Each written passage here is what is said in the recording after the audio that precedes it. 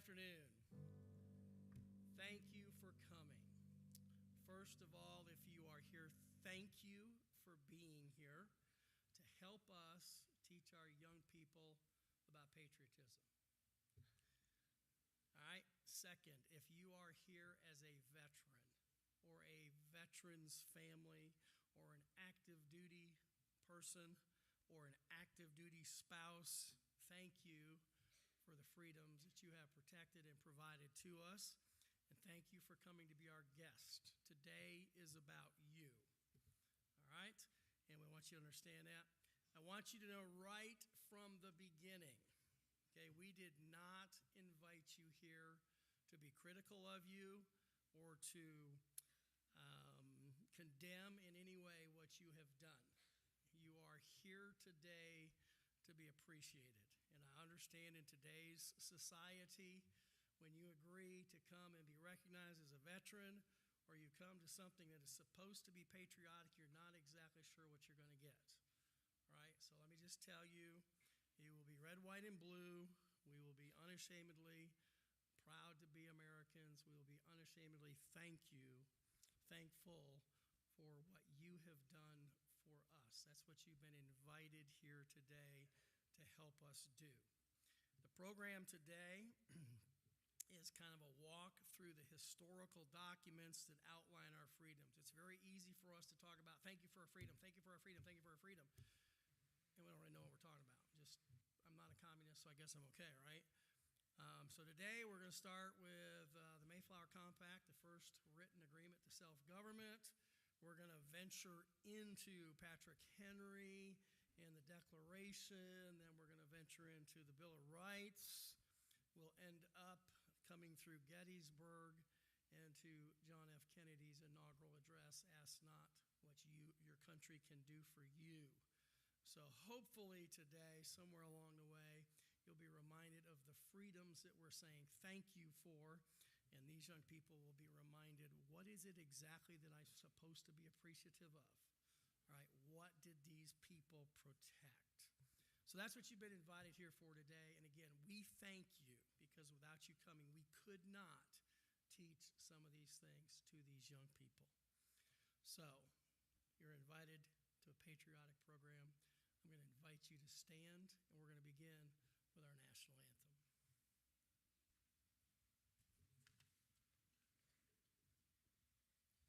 Join me in singing our national anthem. Oh, say, can you see by the dawn's early light what so proudly we hailed at the twilight's last gleaming, whose broad stripes and bright stars through the perilous fight o'er the ramparts we watched were so gallantly streaming, and the rocket's red glare, the bombs bursting in air, gave proof through the night that our flag was still there. Oh, say does that star-spangled banner yet wave o'er the land of the free and the home of the brave. Thank you. Please remain standing. Let's pray together. Dear Heavenly Father, we thank you that we are Americans and that we enjoy the freedom to be here today. Lord, we thank you for those who have provided this freedom through hundreds of years of service to us, for those who had the foresight to create these freedoms, and Lord, for your sovereign hand as we have been a country now for more than 200 years. Just bless our time together in Jesus' name. Amen. You may be seated.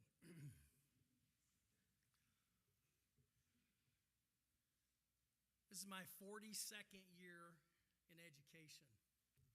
So I've been doing this for a while. This is, I think, Veterans Day Program 25 or 26. So I've not done one every year, but almost every year. And they originally started way back when, and they've kind of traveled with me, and we started here last year. Took me a little time to adjust to trying to figure out how to get some Russian and Ukrainian and Moldovan and some American kids all to blend together to understand we're all Americans. We're part of the great melting pot and what all these freedoms are about. But we started. And part of, I guess, the history of those programs is I always take a few minutes and reminisce about lessons I have learned. I am 64. I'll be 65 shortly after the first year, so I'm old enough to reminisce, all right? So let me reminisce here just a little bit with you this morning, this afternoon, I guess, technically now, isn't it? All right? I was born in 1959. I am truly a child of the 60s and a teenager of the 70s, all right? I grew up with all of that. I graduated from high school in 1977, a long time ago. So my first personal experiences with the concept of war and our military came from watching Vietnam come home on my television. At my house, in those days, we had 3 choices for network programming.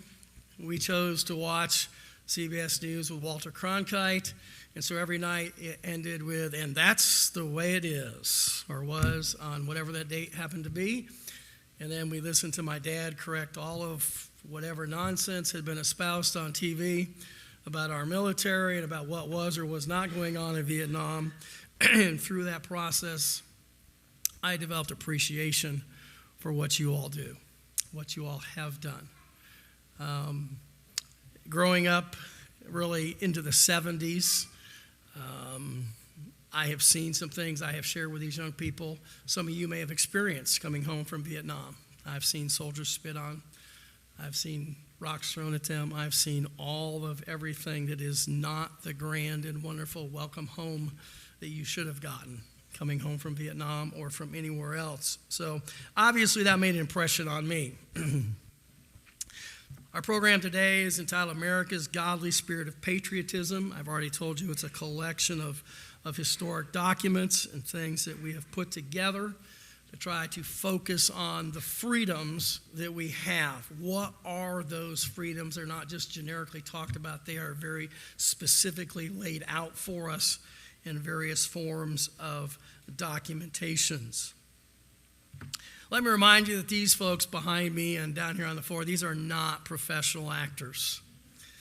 We have practiced, all right? Their teachers have practiced with them. We've encouraged them to memorize. There are notebooks with their parts in them because you scare them, all right? According to statistics, people's fear of public speaking is second only unto the fear of death. So some of these young people would probably rather be dead today than to have to stand up here and talk to you, okay? But this is part of their training. So they're going to do their best. And we are excited about that opportunity. Now, I want you to know who they are. We didn't practice this, all right? So I'm hoping they're listening. All right, I want my first graders to stand up so you know where my first graders are. If you're in first grade, stand up. They're down here on the floor. All right, thank you. Sit down. All right, second grade, stand up. Show them who you are. Okay, great. Thank you. All right, you may be seated. All right, my third graders, stand up. Show them where you are. All right, there are a few hiding back here, little short ones. All right, you may be seated. All right, fourth grade, stand up. All right, you may be seated. Fifth grade, stand up. You may be seated. Sixth grade, and you may be seated. I'm often asked, why don't you use high school kids? Well, they're busy enough missing school with athletics and all of the other things that are going on. And quite honestly, at that point, they've already made a decision about their country, right? So we're trying to get them young enough to start thinking about what it is to be patriotic. I have never, in all the programs I've done, been disappointed in young people. They might miss something, they might forget something, but I've never been embarrassed or ashamed of them. And again, you're here to help us teach all of them today what this means. So we want to thank you, and I appreciate your being here. At this point, our fourth graders will come and continue today's program.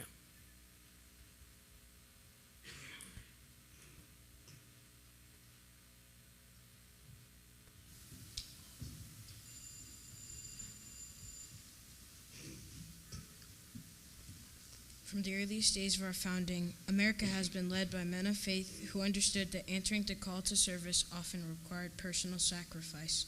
Today, we want to especially recognize and thank those men and women who have answered their call to service by choosing to defend the Constitution of the United States against all enemies, foreign and domestic, to bear true faith and allegiance to the same, and to obey the orders of the President of the United States and the orders of the officers appointed over them, according to the Uniform Code of Military Justice. So help them God. We want to examine some of the documents and statements who have helped move our great country forward at times of real or potential crisis.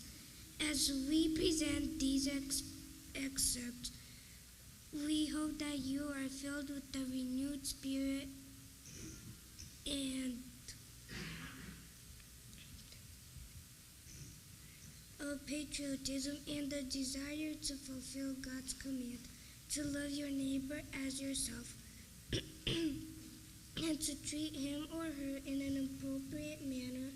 We also desire that you will renew your appreciation for those who have and those who still protect our freedom and defend it around the globe. The Mayflower Compact was a written agreement signed by those to be governed upon concluding their transatlantic voyage. Its intent was to establish fair and equitable laws for the general good of the colony based upon the will of the majority, knowing that earlier settlers had struggled because of a lack of government. The Mayflower's passengers composed the compact for their own survival, signed on November 11, 1620. It was the basis of their government for more than 70 years.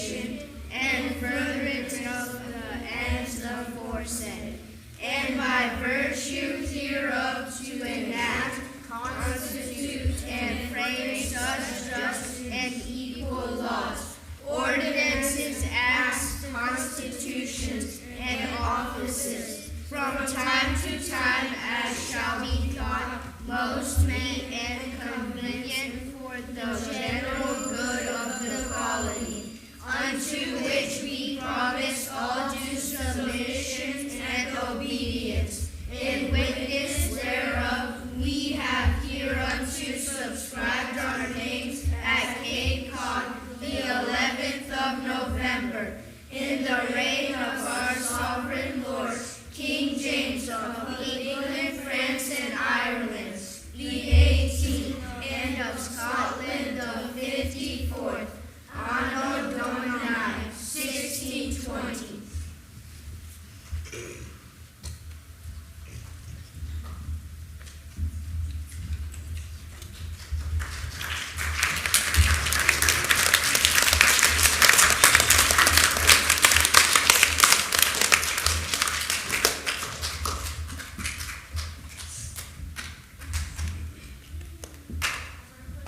the combination of English injustices and a growing spirit of intolerance pushed the colonists toward our war for independence. Sides were taken, and the pros and cons of such decision were heatedly debated. Patrick Henry delivered a speech from which one line has become especially well known. However, the speech itself was necessary to motivate men to action. Delivered on March 23, 1775. The speech summed up the reality of the current circumstances and sparked the colonists toward independence and the freedom they desired.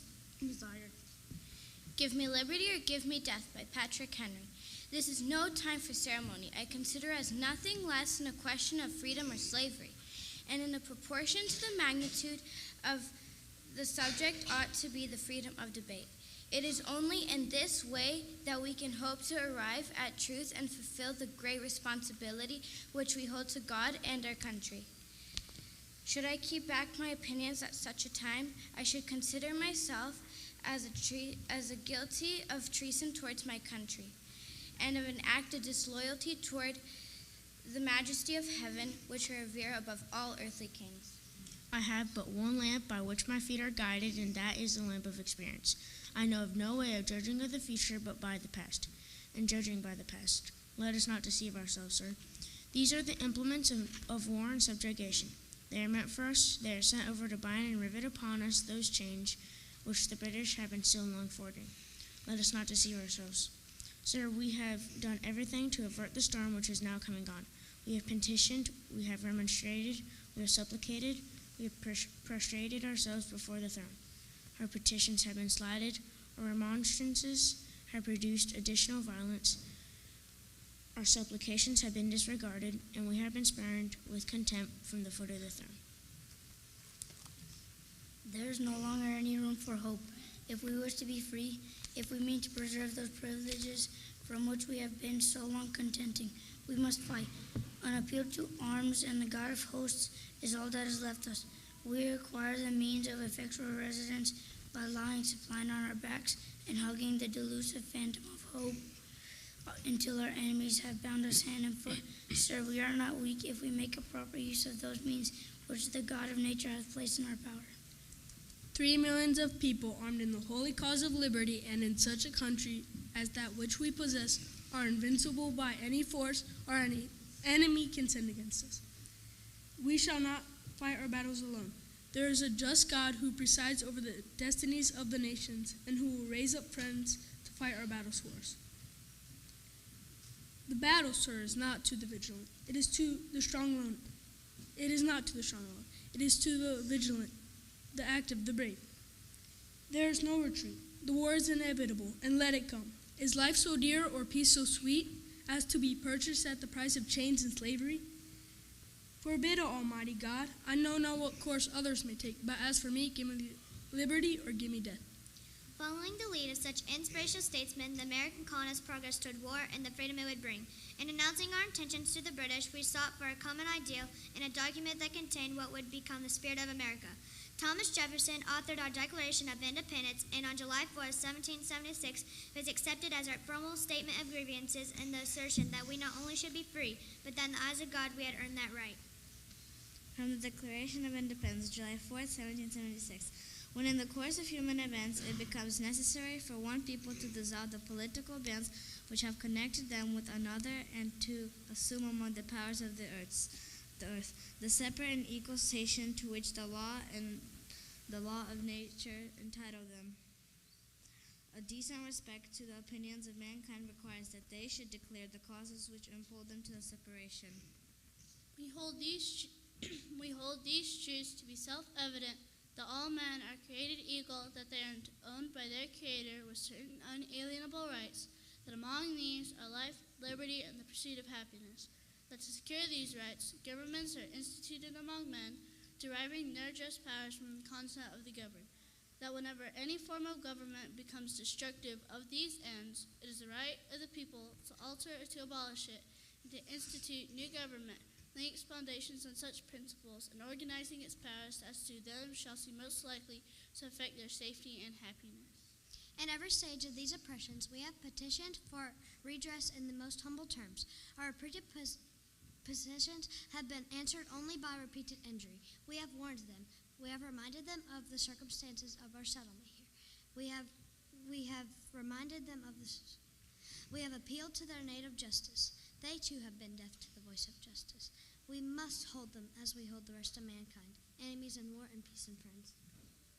We, therefore, the representatives of the United States of America, appealing to the Supreme Judge of the world, in the name and by the authority of the good people of these colonies, solemnly publish and declare that these united colonies are and of right ought to be free, independent states.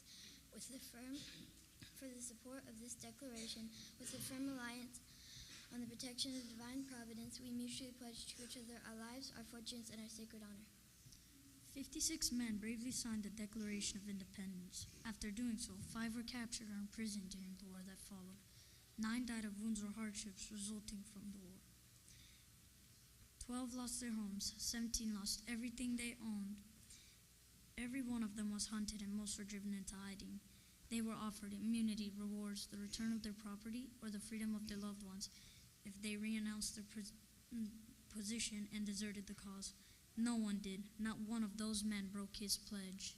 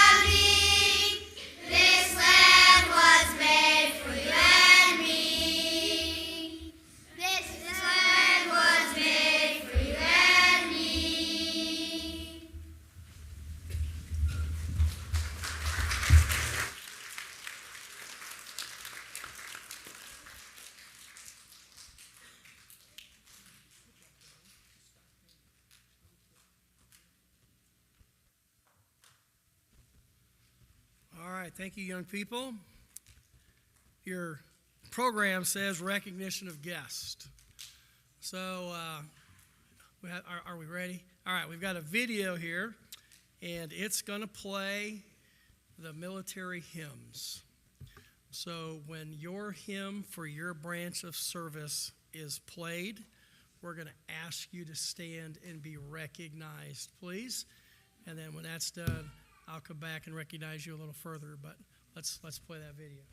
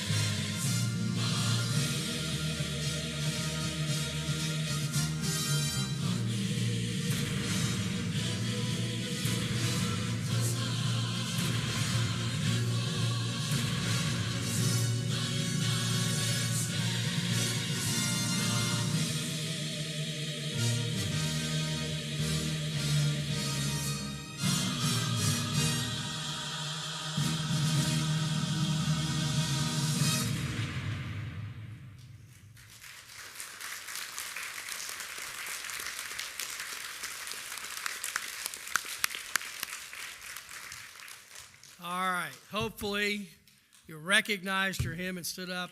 All right.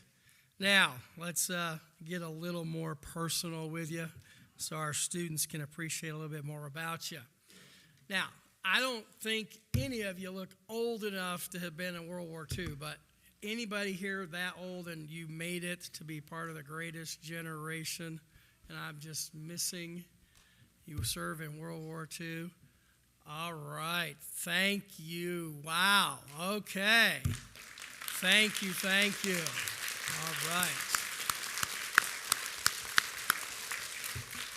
I'm going to have to talk to you, all right?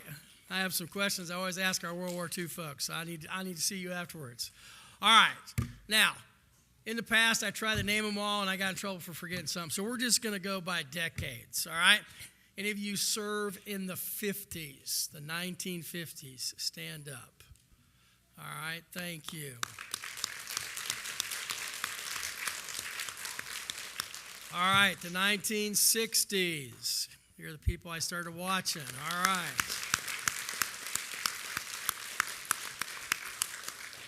All right, the 70s, 1970s. You were some part.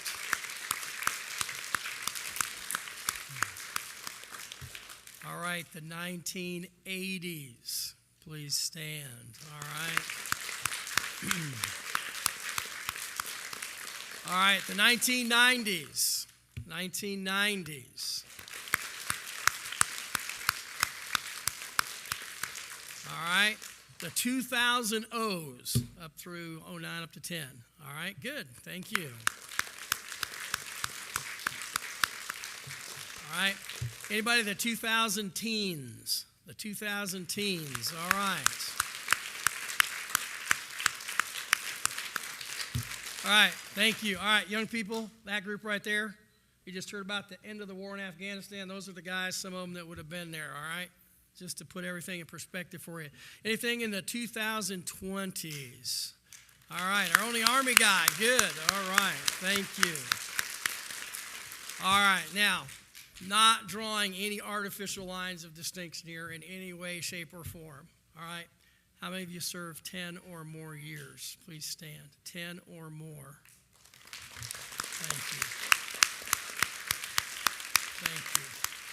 All right, you may be seated. Now that you've had your aerobic workout for the day, standing and sitting, we'll get on with our program. Our first and second graders are going to lead us in our Pledge of Allegiance, so please stand.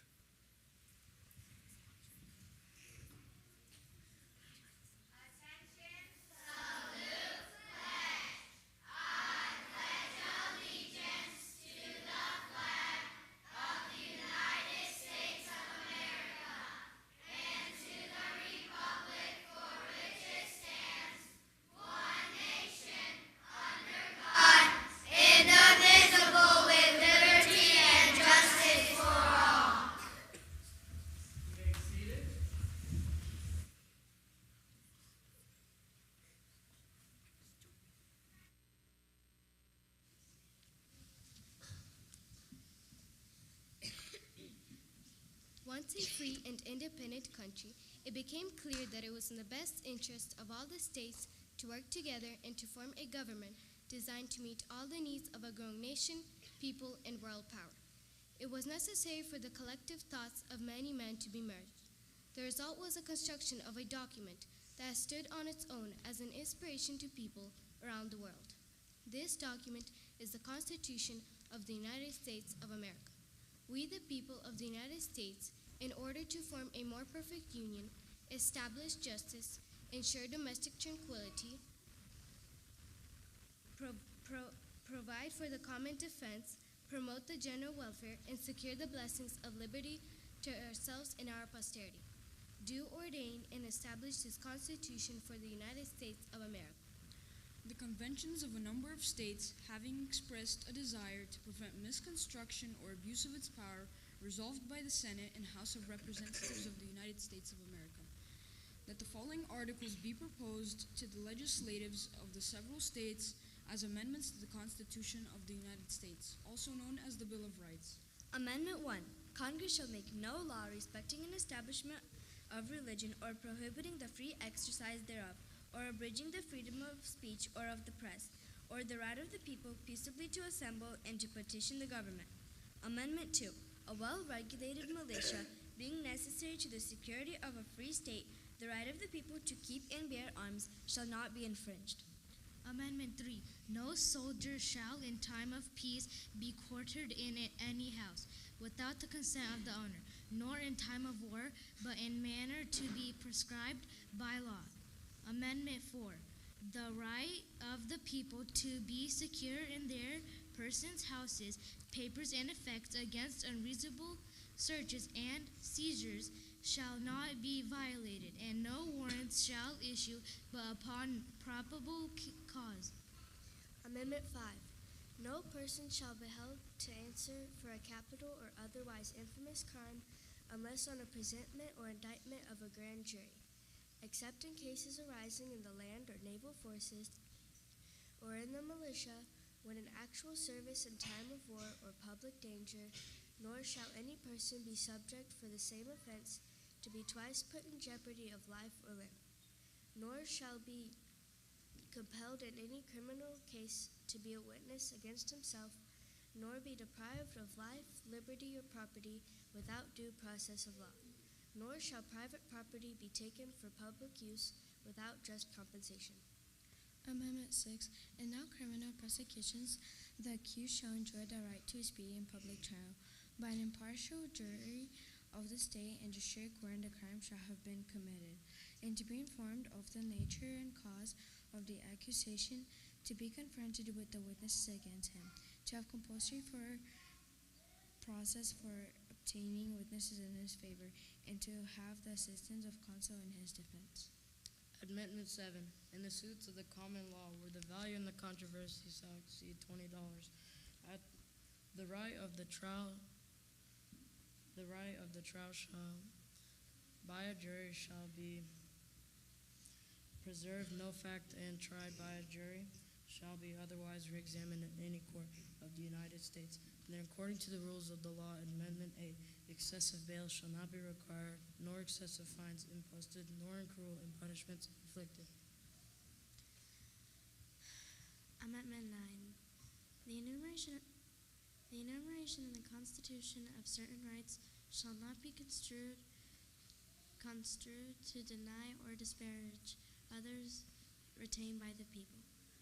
Amendment 10. The powers not delegated to the United States by the Constitution, nor prohibited by it to the states, are reserved to the states respectively or to the people.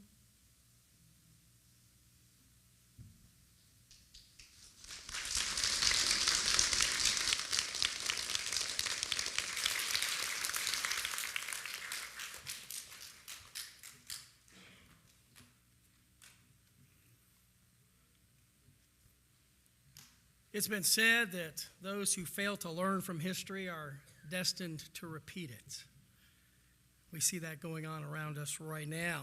We recognize that the Constitution succeeded in helping our 13 independent and free-willed colonies and states to become one united country. Current events are inciting a difference of opinion and emergence of an unwillingness to accept anyone of a contrary opinion, whether it's politics, economics, or who is right in Ukraine or Israel. We as a nation are again at a crossroads. We must decide whether we will march forward with the might of a united people or limp forward with the uncertainty of a people who cannot and will not trust itself. Gone are the values of the good old days. They have been replaced by values of politicians and educators who have abandoned the philosophical absolutes upon which this country was built and formed as a republic. God and his values have been cast aside and been replaced by individuals who see themselves and their values as the sole determiners of what is right for everyone. At one time in our history, differences of opinion and an unwillingness to accept others with differing beliefs nearly destroyed our once united country and people. By God's grace, the country survived and became stronger as a result. That strength enabled us as a country united to determine the outcome of 2 world wars and several other smaller ones. That spirit of unity put us on the moon in fewer than 10 years. Abraham Lincoln clearly expressed the values of lives from both sides and the need for the setting aside of differences and would turn to what made us great. A couple minutes, the third graders are going to cite for you in a unique way the Gettysburg Address. Before they do, I mentioned to you I was a child of the 60s and the 70s. I mentioned that if we don't learn from history, we're destined to repeat it. If you're paying attention to the news, you're seeing a lot of things that look like what happened in the 60s and 70s. We are a difference of opinion on college campuses. We are a difference of opinion on who's right and who's wrong and whose values we're going to accept. Now, for the record, we as a ministry side with those people defending their freedoms. We would side with Ukraine. We would side with Israel. I challenged these young people behind me yesterday with this biblical truth, or these 2 biblical truths. Number 1, there is only one nationality of people who are called God's chosen people. They are from the line of Abraham, Isaac, and Jacob. They are the Jews. There is only one nationality of people that God has said, in blessing, I will bless. And if you curse them, I will curse. Make sure as you're at home with your young people watching the news, you're doing what my dad did. We've listened to all this nonsense. Now what did God say? And make sure your children understand there is clearly a right and a wrong. And while neither side may be totally good in everything that they're doing, one side is clearly evil. And make sure that we understand that. All right, third graders, come to the Gettysburg Address.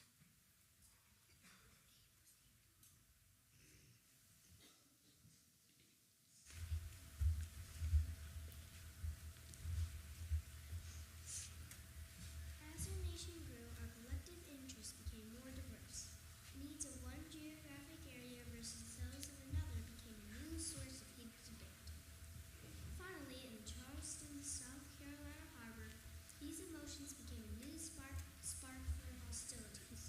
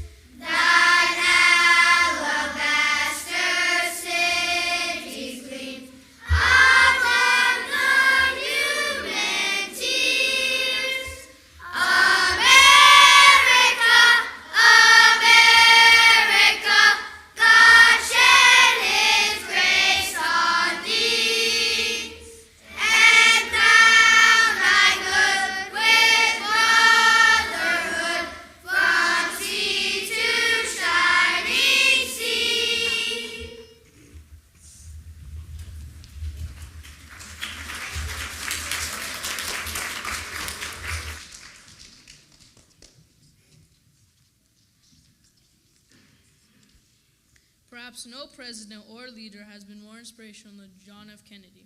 Prior to his untimely assassination, he challenged every American to look beyond himself and seek what was best for his country. He stared down the Soviets and their Cuban-based missiles and challenged a generation of young people, industry, and governmental leaders to put us on the moon in fewer than 10 years. Given the current situation in our country and the division between takers and provider, his speech is just as necessary as it was in 1961. President John F. Kennedy's "Ask Not What Your Country Can Do For You" speech delivered January 20th, 1961. We observe today not a victory of party, but a celebration of freedom, symbolizing an end as well as a beginning, signifying renewal as well as change. The world is very different now, for man holds in his hands the power to abolish all forms of human poverty and all forms of human life. And yet the same revolutionary beliefs for which our forebears fought are still at issue around the globe today. The belief that the rights of man come not from the generosity of the state, but from the hand of God.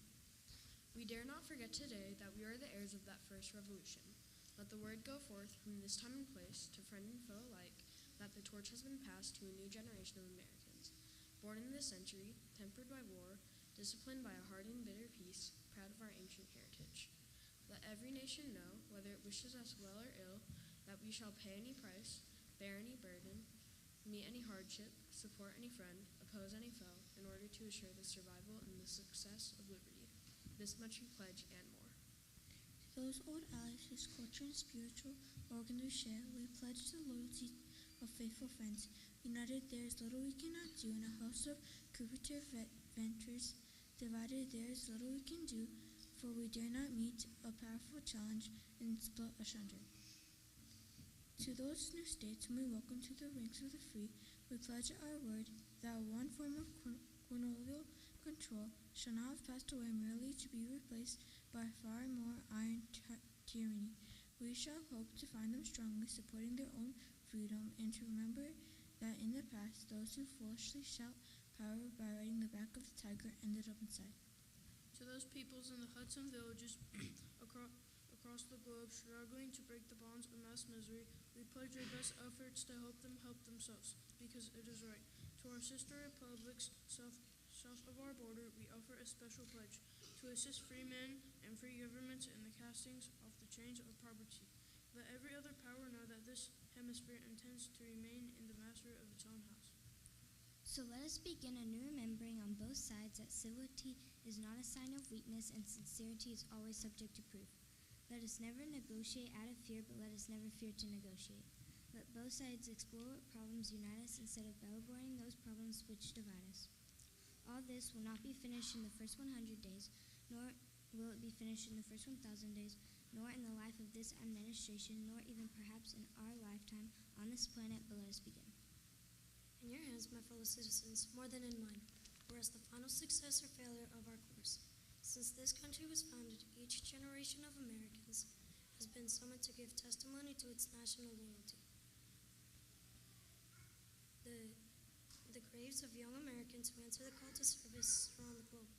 Now the trumpet summons us again, not as a call to bear arms, though arms we need, not as a call to battle, though embattled we are, but a call to bear the burden of a long twilight struggle, year in and year out, rejoicing in hope, patient in tribulation, a struggle against the common enemies of man, tyranny, poverty, disease, and war itself. In the long history of the world, only a few generations have been granted the role of defending its freedom in its hour of maximum danger. I do not shrink from this responsibility. I welcome it. I do not believe that any of us would exchange places with any other people or any other generations.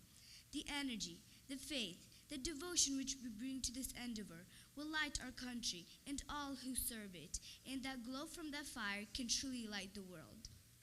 And so, my fellow Americans, ask not what your country can do for you, ask what you can do for your country.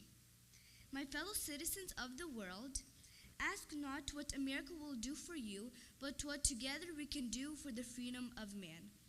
Finally, ask of us the same high standards of strength and sacrifice which we ask of you, with a good conscience our only sure reward, with history the final judge of our deeds.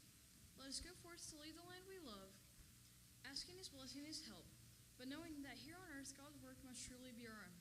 The United States is not a perfect country, nor her citizens perfect people. However, one undeniable truth remains in relationship with other nations and peoples. Whenever some country or people have an emergency of any nature, their eyes turn to America, the great bastion of freedom, the home of the most generous people on earth. Regardless of whether the need is financial, medical, or military, our people step forward and do whatever is necessary. For these gracious and selfless acts were often criticized, condemned, and even attacked. However, our history proves that when the crisis is over, we desire to leave the country in the hands of its own citizens and allow them the same freedoms we enjoy.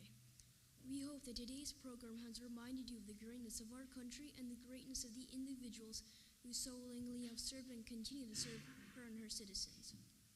We are proud to be blessed by God to call ourselves Americans. Thank you to the men and women who continue to make this land of the free because of the brave.